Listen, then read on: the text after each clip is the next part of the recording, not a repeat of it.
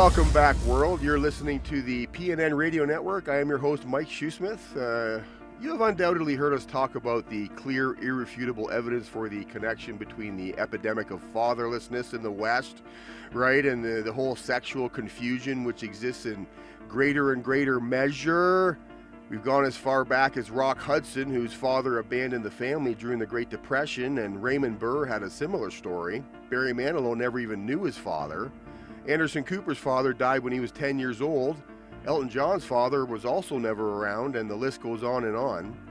Alan Cumming goes into great detail in his autobiography of his father's emotional and physical violence, which he inflicted upon his kids. And when asked in a GQ interview in 2004 about the nature versus nurture argument regarding how a person becomes homosexual, George Michael replied, quote, "In my case, it was a nurture thing via the absence of my father, who was always busy working. It meant I was exceptionally close to my mother."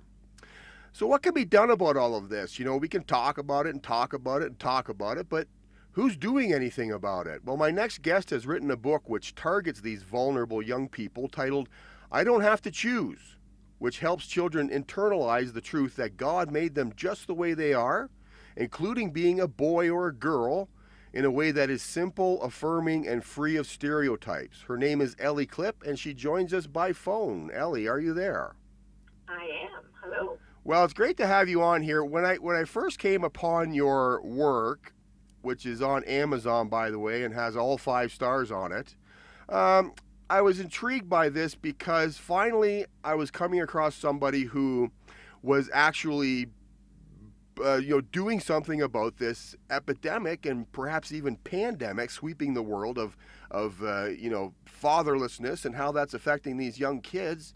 And you've taken it upon yourself to educate them about all of this. And I'm going to get into more about why I'm excited about this, but tell the people who you are and why you felt that this needed to be done. Well, basically, I'm a grandma. I used to be a school teacher. I've taught everything from kindergarten through 8th grade, except 1st grade.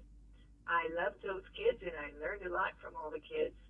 I had my own kids and some grandkids, and I have a very happy, full, busy life. I just finished a master's degree, which was a whole lot of work. Wow. And and we have a little ranch we're trying to develop. So I had plenty of things going on in my life. But I was reading the newspaper one day, and as I tend to do, I spouted to my husband about across the kitchen table about, oh, this and oh, that. And what really got me upset was when I was reading about in our area the little 7- and 8-year-old girls who were upset because there was a boy who felt like a girl who wanted to be in their bathroom at school. And I said, this is wrong. It's wrong from my opinion, it's wrong for the little boy who's being told that he's really a girl inside. And it's definitely wrong for the little girls who are frightened, offended, concerned about having a little boy in their bathroom. And I said, this is wrong. They're starting, this happened to be in the 2nd and 3rd grade, but they're starting to push this idea throughout our area in even preschool and kindergarten. And I said, I was sitting there and I said to my husband, somebody ought to do something. This is terrible. Somebody ought to do something for the little kids. Why doesn't And I felt like God said, excuse me, aren't you somebody? Right. So I thought, okay, I'll write a book for little kids. Now, how do you talk about gender and gender identity? And by the way, just as an aside, I think gender identity is a false construct. It begs the question. It's a philosophical construct that assumes that there is an identity of gender different from your biological gender. All right. And we can talk more about that later. But at any rate, I said, somebody ought to do something for these kids, but how do you write a book about this for young kids? Right. So I did. I wrote a book, and I read it, and I said, ugh, that is dull. What kid would want to read that? Uh-huh. So I thought about my grandkids, and I thought about what they like to read, and I thought about how the little ones memorize the books and then read them, quote unquote, saying back what they've memorized, and how it's going into their understanding of what the world is and what the world is like. And these are mostly little rhyming picture books. So I said, okay, I'll try again. What do little kids like? Dogs and cats and pictures and trucks and playing. And so that's what I did. I wrote a little book, and I decided to approach it from the angle of what is it that is confusing people out there. One of the main things that is confusing them is the idea that how you dress and what you like to do, your activities, define whether or not you are male or female. So if a little boy likes to play with nice material and picks up a doll, someone will say to him, oh, maybe you're really a girl. Okay. That's a silly idea. A little boy is going to grow up and be a dad. Sure, he might want to pick up a doll. And who are the best designers in this country, dress designers? They're men. So, this idea that if you like nice materials or if you like to play with a doll, you're really female, is totally absurd. Right. And then what about the little girl who likes to play in the dirt with a muscle truck and go zoom, and she likes baseball, and she doesn't want to play with dolls? Right. That's fine. She's a little girl who likes muscle trucks in the dirt and likes baseball. Right. She's still a girl. So that's the way I tried to approach it in this book, and I showed the little boy, Alex, for Alexander, and the little girl, Alexis, Alex, both of them playing in all different situations together, showing that it's not your activity that defines you. It's not what you like to do or that sort of thing that defines you as a boy or a girl. And then we get to the page, a double spread page, where it shows a mom on the table having an ultrasound, and the dad is standing there, and the doctor, and it says, long before I was born, it showed on the screen, because God put XY in my genes. That's the boy's page. And the girl's page is because God put XX in my genes. Right. Now, actually, there's a note at the end of the book that says, okay, it's not in your genes, it's in your chromosomes. But chromosome is a pretty big word for kids. Plus, we all say it's in our genes for whatever trait we have inherited. So, and there is a page at the end that says, for the kids, it says, each one of us has over 30 trillion cells in our body. And each single one of those cells has either an XY or an XX. So for a boy, over 30 trillion times in his body, in his eyelash, and his ear, and his elbow, and his nose and his toes, it says boys. Boy. And for a girl, over 30 trillion times in her body, there's an XX. And in her hair, and her knee, and her back, and her toe, and her nose, it says girl. It's not just a matter of certain things that we look at and say, oh, this is a boy when he's born, or this is a girl when she's born. No, it's in every single cell of our bodies. And this idea, I was reading an article recently, actually by Michael Cook in Australia, who has something called MercadoNet.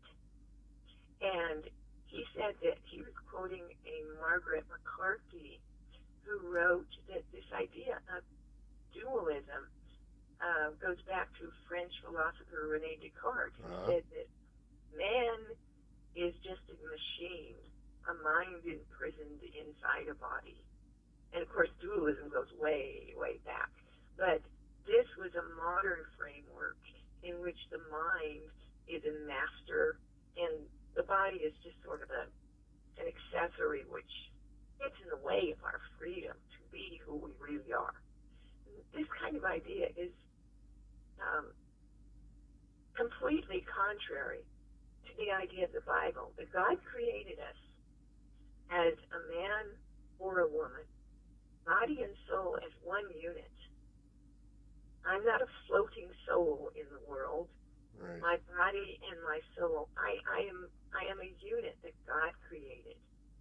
And he created us male or female, Genesis 1:27.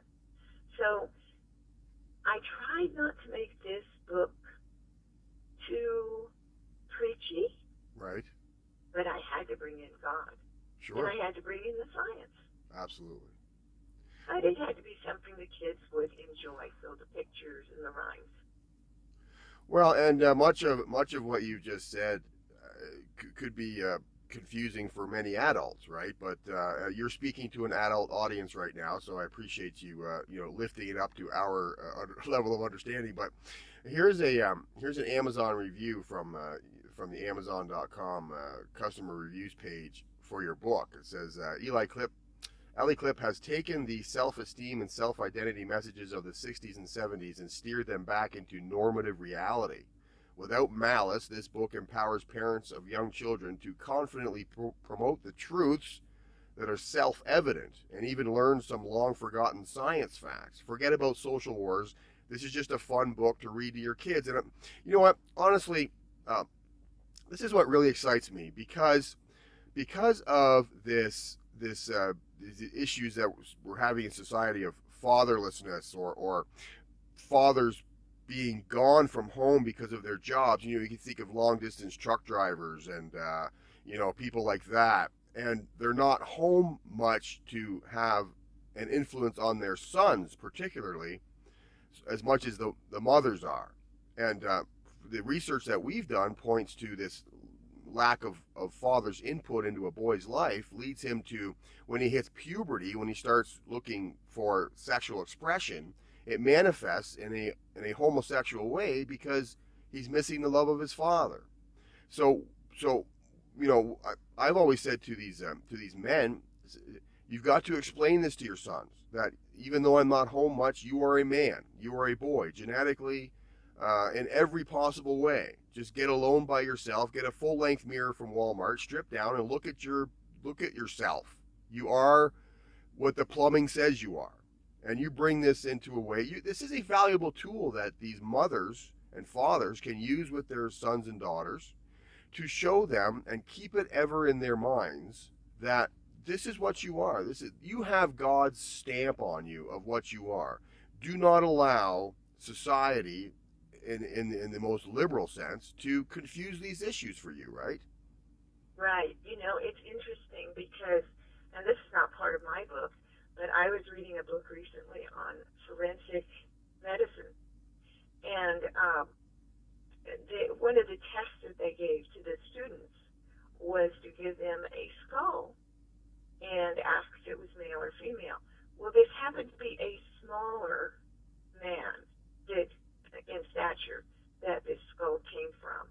And so many of the students made the mistake and said, oh, this is a woman. And the professor said, ha, ha, ha, you missed the little knob on the back of the skull that men have that women don't. Uh-huh. And so even something like that, usually they would know when they look at a skeleton from the length of the bones, the heaviness of bones. Of course, from the pelvis they get clues. But it turns out that even on the knee, there are clues as to whether a skeleton came from a male or a female. Another test where the professor only gave the students the bone where it came up to the knee, and they all missed it. Right. It happened to be because they said, we can't tell. There's not enough here. We need other things like the pelvis? And he said, yes, you can. Because the knee on a male is more open than on a female. I don't understand it exactly. And one of his students got it right away. And he said, how did you know that? She said, I used to work for a knee surgeon. He always preferred to work on men. It was much easier. There was more room in there. Right. So, a little thing like that. Forensic science is telling us, a study of skeletons, that this is a male and this is a female.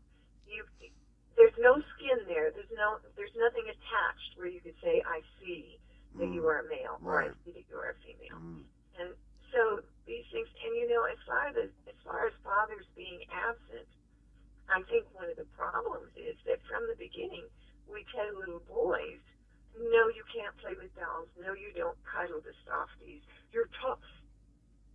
Men grow up to be fathers, and yes, they are going out and earning livings and being away from the family sometimes, but they're still tender. They're still fathers. And that impulse of a youngster to be tender toward a younger sibling or toward an animal should be encouraged, because it's a fatherly trait. Right, and that's a great point. I interviewed Kevin Swinton. He's an author of a book. He was a homosexual man who he came out of that by the grace of God, and God showed him, that these issues that he essentially he didn't have to choose, that God had chosen for him, and he's a very interesting fellow. We developed a great friendship together, and but he's written books about this, and he essentially said the same thing. That he was a very sensitive young man. He had other brothers who were rough and tough, and that was their nature. But his father never took the time to learn about Kevin as an individual, and that he was very sensitive. He required a different kind of understanding from his father, and his father just was completely clueless about this. And so because he never received that love from his father, when he got into puberty and he started to have, discover himself sexually, this lack of love that he didn't get from his father on an intimate level manifested sexually with other men. So the Lord delivered him out of that, and now he's in a healthy heterosexual lifestyle now. But don't you agree that the Lord can deliver these men out of this, even though they've lived they grew up in an environment where the fathers were not sensitive to the individual needs, the sensitivities of the sons? Yes, absolutely, and that's very sad, and there can be emotional scars, but it's not a biological condition. Right. No, exactly. Well, that's exactly right, and that's been our point for many years. What do you say to these people, though, who say, okay, I agree with you that I am biologically a man or a woman, but I self-identify as female, even though I have all of the male plumbing and the male genetics, and all of my genetic programming says I am a man, but I identify as a female in the gender sense. What do you say to those people? Well, I probably wouldn't say too much to them, because they probably would not want to listen to anything that I say. But I can tell that as far as the experts go, and I am not an expert, I am quoting the Bible and quoting science. Right. And I'm quoting common sense. And common sense is not often brought into this. But the experts, Dr. Lawrence Mayer, who is a physician, medical epidemiologist, and biostatistician at the Department of Psychiatry, Johns Hopkins University Hospital. Right. And Dr. Paul McHugh, right. who, by the editor of the New Atlantis, was called maybe the most important American psychiatrist of the last half century. And he's also at Johns Hopkins University School of Medicine. And they, for 25 years, were the main psychiatrists there. And, in fact, they started doing sex reassignment surgery at Johns Hopkins. And after a study, they revealed that it did not produce benefits, and that this was just harming patients and giving them more mental depression and so on. They stopped doing it. Right. But these experts say that there is the hypothesis, and I'm quoting now, the hypothesis that gender identity is an innate fixed property independent of biological sex is not supported by scientific evidence. There is no evidence that a man is trapped in a woman's body or vice versa. There is no scientific evidence for that. And it's more our cultural, expectations that confuse people and hurt people. One thing that they talked about, for example, was earrings. Earrings are considered to be a marker in the past, in the distant past. They were a marker, mid-19th century, of female attire. Right. And so they were associated with the female. And so in social studies, they were associated with the X chromosome.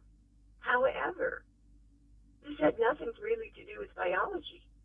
You see how the culture has changed. Right. And now there are many men who wear earrings. I don't particularly like body piercings of any sort, but it's a cultural thing. And so many boys and men have an earring or two or whatever, and that is now no longer specifically associated with the X chromosome. Right. But this had nothing to do with biology.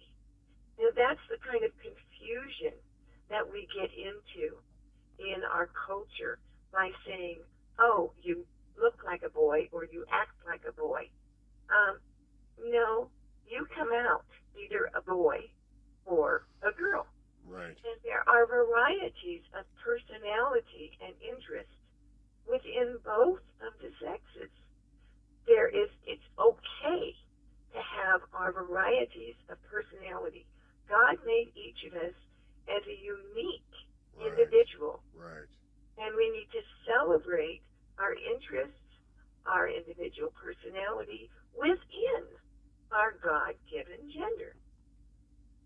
Right, and I couldn't agree more. You know, I have sort of a rough side to me. I'm sort of a, you know, I'm a big guy. I like to work out. I like, you know, sports. I'm into all of that stuff. But, you know, my son is, you know, he's 18 years old and he's an artist and he likes museums. And, you know, I'm kind of like Martin Crane, and my son is kind of like Niles Crane, you know, a little bit. You know, I don't know if you're familiar with the show Frasier, but you know, but you know what? Niles Crane, even though he fought this idea of being effeminate. You know, I'm speaking of his character. In fact, in real life he is a homosexual, but maybe it's a poor example. But in the show, he fought this effeminate nature that was always creeping up on him. He was always fighting that, but he liked women, and so even though he was you know, he was into the museums and the art and the wine and the, you know, and highly educated and all of that, he couldn't fix a toilet, and but, you know, he could fix minds, and he was a brilliant psychiatrist, and he helped people, and so, you know, it's up to us fathers to acknowledge the differences in our boys. You know, if you have 4 or 5, 6 sons, you have to get to know. Even the Bible says to get to know the bents of your children. Get to know which way that wind is blowing, and encourage them to be the best they can be in that field that God created them to thrive in, but always be reminding them of the biological realities that exist within their body. And that, you know, if you buy a brand new Mercedes and you drive it up against a wall, don't be surprised if that Mercedes is going to break down on you. And you spoke of the science earlier, Ellie. All we have to do is go to the Center for Disease Control website to learn what these men the website page at the CDC is their MSM page, which basically stands for men having sex with men. We look at the statistics there, and we should be weeping for these men. We shouldn't be encouraging this lifestyle. We should be continuously reaching out to them, saying, you do not have to live like this. God did not make you this way.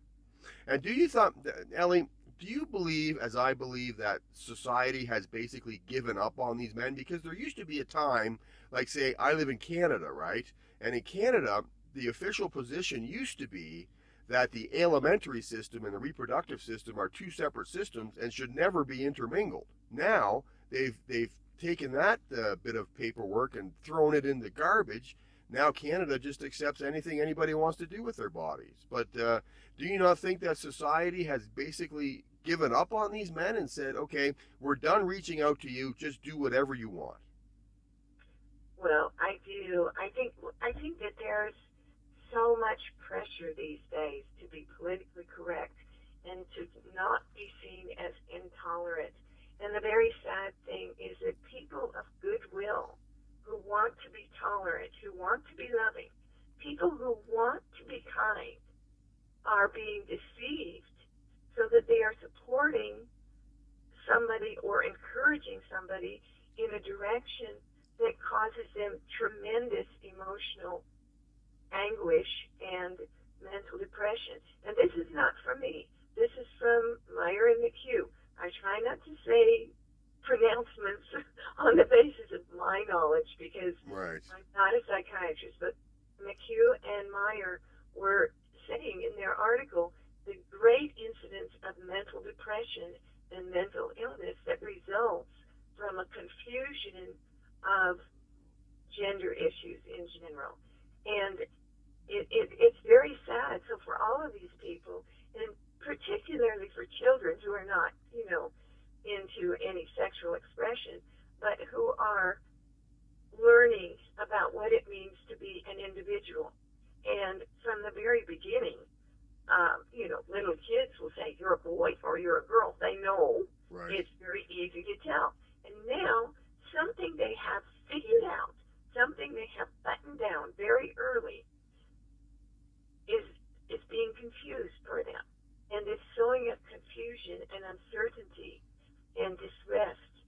Why should we put such a burden on little children when, as these people grow, if they are into a transgender or identity crisis where their biology and their perception of who they are is at war, this causes them great anguish and sadness.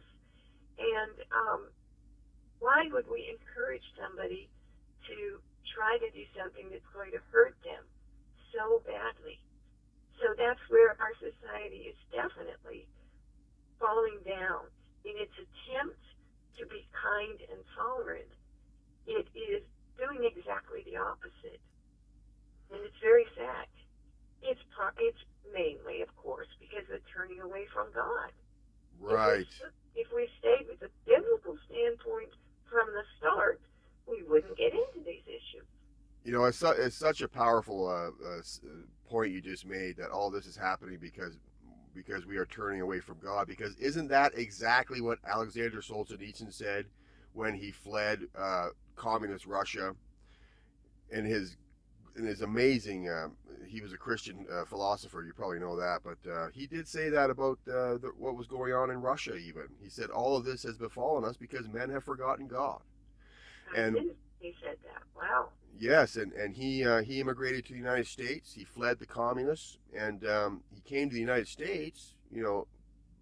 I'm not sure. I'd have to look up the year, but it was early. It was in the 60s or 70s, when America still had America's moral moorings had yet to be hacked off the dock. Now it seems like America, with the socialists running amok, and Karl Marx famously said that socialism and communism are interchangeable. There's no difference. The communists are taking over the United States of America now. Perhaps Donald Trump has given us some breathing room here, but it almost seems inevitable that they will have their way. And Americans have forgotten God. Society, the West has forgotten God. And look at what we see happening today.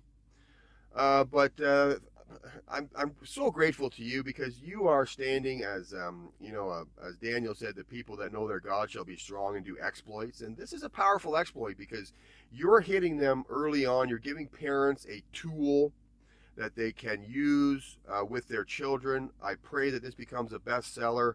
I don't have to choose. Helps children internalize the truth that God made them just the way they are, including being a boy or a girl, in a way that is simple, affirming, and free of stereotypes. Ellie Clip, thank you so much for coming on. People can get your book here at Amazon.com. Just look for I Don't Have to Choose, right? Exactly. Thank you. Close it out for us here, Ellie. Can you give us a closing statement here? And maybe as things progress here, we'll definitely have you on. You're a great guest. Well, thank you very much. And you wanted a closing statement? Yes, let's hear something. Give us a. We've given a lot of. I don't know. It's maybe people are bummed out listening to this. Give us a positive thing to close out the show here. Well, I will. I think back to Abraham and his nephew Lot in Sodom, and he's saying, "But God, if there are only 10 who follow you, if there are only 5 who follow you," and of course, Sodom didn't have that many, but the United States does.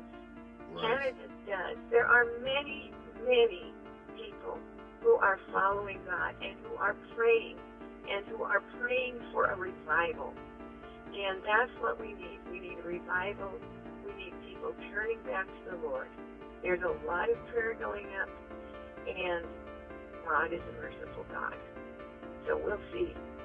We will indeed. We will indeed. Ellie Clip, author of I Don't Have to Choose. Get this book today. Do it for your family. Do it for your children. Do it for yourself. My name is Mike Shoesmith. You've been listening to the PNN Radio Network. We'll talk to you next time.